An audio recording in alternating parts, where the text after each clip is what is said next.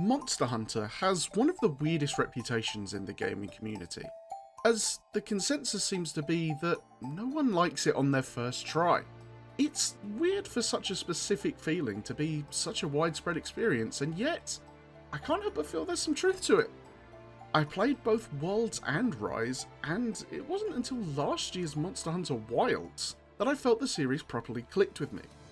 I think a big part of why is that, despite presenting itself with all the makings of a fairly standard action RPG, it's anything but. And you can feel that intuitively as soon as you start playing. You can point at various factors for this, but weirdly, I think it comes down to one simple fact that many new Monster Hunter players cite as a frustration, yet is absolutely vital to making the series what it is. The monsters don't have health bars. Of course, that's not because the information doesn't exist. Every monster in the game has a certain amount of health and will die after you deal the requisite amount of damage.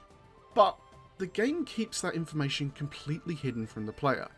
It seems to fly directly in the face of what action games are all about, and you don't have to look hard online to find newcomers to the series upset that the game isn't giving them what they believe to be vital information. Yet, anyone who's played the series for longer knows that to add health bars would ruin one of the best things about the game's combat loop. Because Monster Hunter doesn't want you to sit there watching a health bar, it wants you to pay attention to the monster.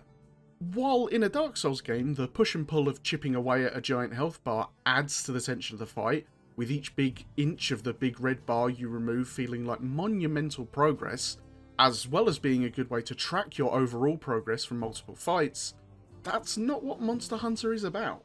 And as all of those replies to the threads whining about the lack of health bars will say, if you watch any given monster in battle, then you'll often be able to intuit the state of its health just by looking at it. What's more, these visual indicators feel like a much greater milestone in the fight, purely because you have no other information to tell how well you're doing. When you land a hit in just the right spot and watch the monster's leg give way, toppling it over for a short burst of vulnerability, it feels like a huge achievement, entirely because it is an indicator of how well you're doing.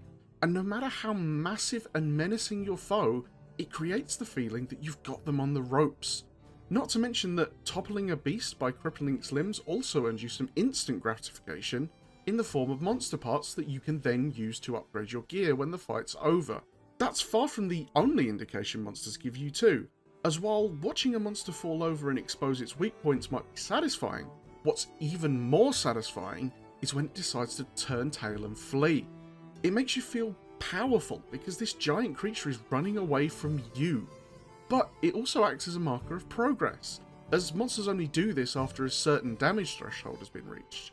Combine that with the new attack patterns that the monster unleashes when you finally track them down again, and it creates this amazing shift where this is no longer an overwhelming formidable foe, but a wounded beast making its last stand, and acting more dangerous than ever. All of this would be far less impactful if you could see before it happens that the monster's health bar is about to reach the halfway point. That roar of triumph that comes out of your party when the thing finally kills over wouldn't be as satisfying if you could plainly see how close to death it was.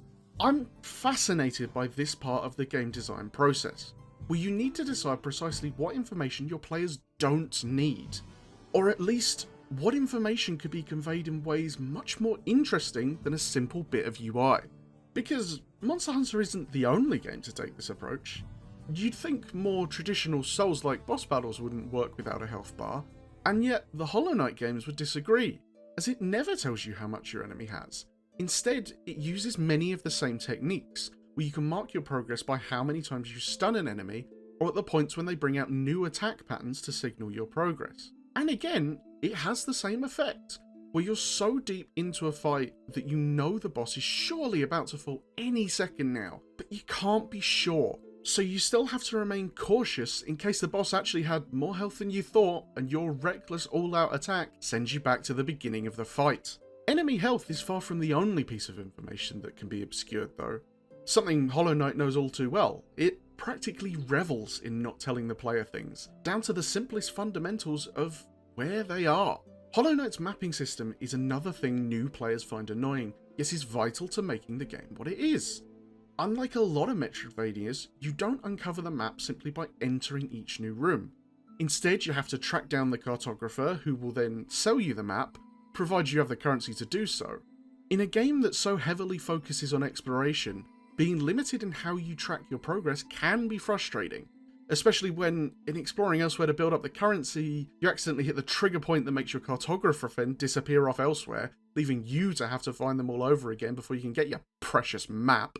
But my little grumbles aside, it makes for a fantastic system that forces you to keep a mental map when you first enter an area, because you know it might be a while before you have any kind of easy reference for your location. Doing it that way immediately makes you log your path around the area in much more detail, making you far more likely to remember the paths you haven't taken, or where some hidden goodies are that you can't reach yet. It helps that even once you get the map, it's only a rough outline of the main path through the area, and there are plenty of paths and secrets that it won't tell you about. And even then, you can't even log your progress and track your current location unless you take up one of your precious charm slots with a compass. It makes you engage with the world on a much deeper level, and the result is that the worlds of Hallownest and Farloom stick in your mind a lot better than, say, ZDR from Metroid Dread, which is a fantastic game, but gives you that information so freely that you don't need to log it yourself. Then, there's the biggest thing that both Hollow Knight games hide from you, and here's your spoiler warning for both games, by the way: the fact that their final boss isn't a final boss at all, but just a stepping stone on the way to the game's true ending. This one's a little different, as chances are anyone who's played a game like this before went into it knowing that it was going to pull such a trick, especially Silksong, as it specifically baits it out by presenting you with Act 1 and 2, but conspicuously not mentioning an Act 3. However, the gauntlet of tasks you need to complete to unlock Silksong's Act 3 is a good example of how these things can be pushed a bit too far, to the point where you start to lose some players. Unlocking Act 3 in Silksong requires you to do just about everything there is to do in the first 2 acts of the game. And while you do get a few hints of what you've still got to do, a lot of players aren't going to find those hints, or worse, even know that they're hints at all. And it's also vaguely worded. At that point, you're pushing people into the arms of just Googling it.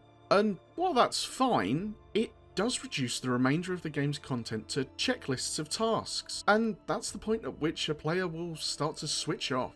It might even push some people to give up on it entirely and just watch their favourite streamer beat the game instead. But does that mean it's not worth doing? That Team Cherry should have made Silksong's finale much easier to access? Well, I think there's room for some debate there, but what it undeniably does do is make it an unforgettable experience for those that put our noses to the grindstone and push through to see everything the game has to offer. Silksong asks for such a level of mastery that once you get to the other side and face off with Act 3's even tougher bosses, you know that you're going to see it through to the end, and that the experience will stick with you for much longer because of everything you've had to do to earn it.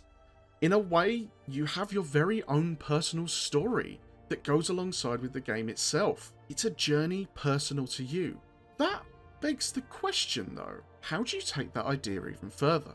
Is it possible to make a game so open-ended, keep so much hidden, that the player's own personal journey becomes just as important, if not more so, than the story of the game and its worlds?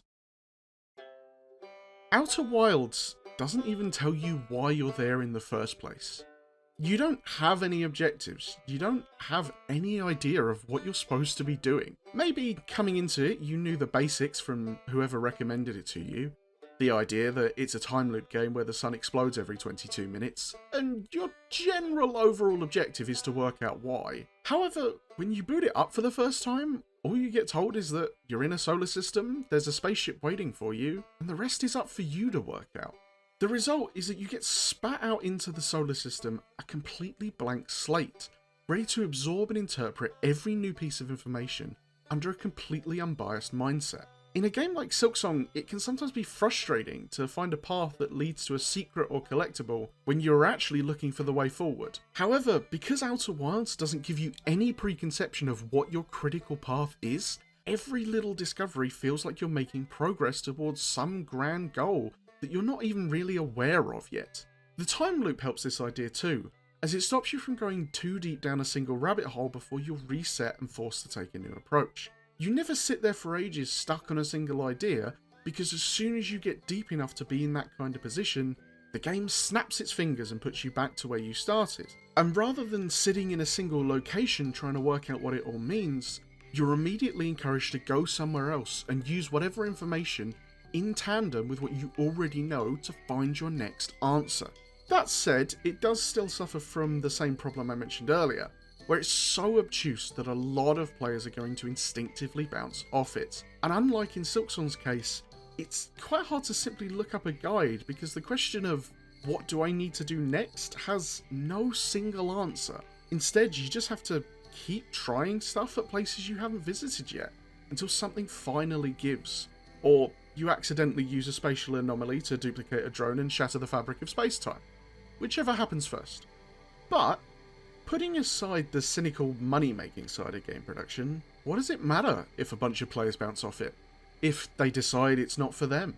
When a game is so heavily predicated on the player's own exploration and discovery, it's only natural that not everyone is going to be able to make it to the end. If it were designed in such a way that every player could just follow a clear path, you'd lose everything that makes Outer Wilds such a special experience that sticks with everyone who sees it through. Because what you have to look back on when you finally unravel every mystery before you is not the story of the in-game universe, but your own personal story of the journey of how you solved it. But okay, that's all very high-minded, but how does a developer actually decide what information needs to be presented and what should be hidden? Strictly speaking, everything that makes a video game fun comes from the developer in some way inconveniencing the player, even when it's as simple as putting an enemy in their path. But we all know that if you inconvenience the player too much, or do so without proper thought, it will just frustrate and annoy them, to the point where they just stop playing, and that doesn't make for any satisfying personal journeys. Because we all know that what makes the Outer Wilds so special isn't just as simple as creating a universe and then removing any kind of direction. If anything, it's far more difficult. Not only does each step along the journey need to be carefully crafted to guide the player to their next step, but you have to design almost all of them with the possibility in mind that this is the first step the player will take, and thus they'll need to be guided more heavily to their next destination.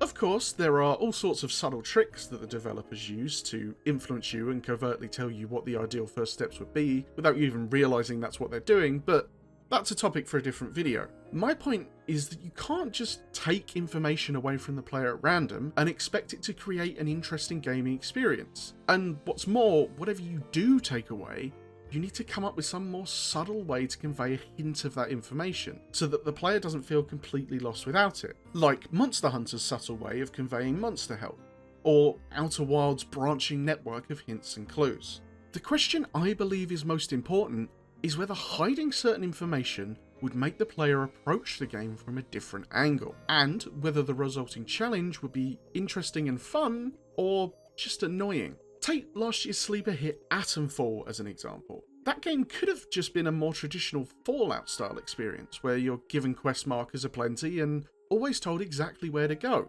But by instead taking that information away and making the player work it out for themselves, it turns what could have been a generic action shooter into one of the more memorable experiences of last year. Yet, at the same time, if you were to just go into a Fallout game and remove all the quest markers, you wouldn't suddenly have a far more interesting experience. You just have a lot of players who are pissed off that it takes them ages to find anything and get to the actual gameplay. If you want that lack of information to be a feature rather than a frustration, you need to ensure that the rest of the gameplay loop supports it, and ensures that the player still feels like they're making progress even without the traditional signifiers games have trained you to look for. That is what those players complaining about the lack of health bars in Monster Hunter haven't realised yet. Each and every one of them does have a visible health bar in some shape or form, but it's a core part of the experience. You have to look closer and find it for yourself.